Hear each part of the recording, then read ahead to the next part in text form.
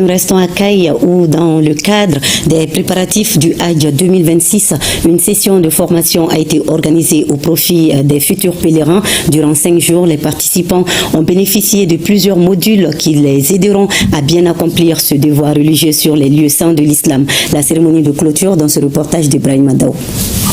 Depuis plus de 10 ans, chaque année, les candidats au pèlerinage de la région de Kayes, toutes les filières confondues, bénéficient gratuitement d'une session de formation visant à les doter des connaissances nécessaires sur les rites religieux, les formalités administratives et les consignes sanitaires pour le bon déroulement de leur séjour au lieu saint. Il y a 12 ans maintenant qu'on fait ces formations-là.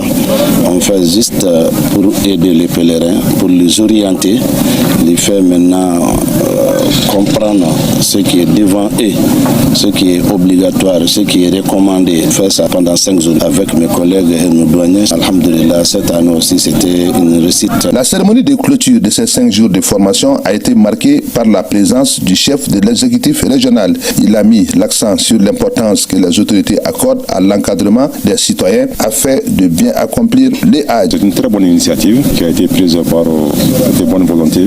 En faisant cette formation ici, ça évite à beaucoup de pèlerins d'effectuer le déplacement pour Bamako pour aller faire la formation et rester là-bas pendant un temps avant le départ. Donc cela peut causer beaucoup de difficultés à ces pèlerins-là. Aussi, ils ont soulevé certaines préoccupations qui sont légitimes. L'objectif pour les plus hautes autorités est que tous les Maliens puissent être soulagés dans tous les domaines. Les candidats se disent désormais prêts à accomplir leurs devoirs religieux avec sérénité et discipline. Des prières et des bénédictions ont ensuite été formulées.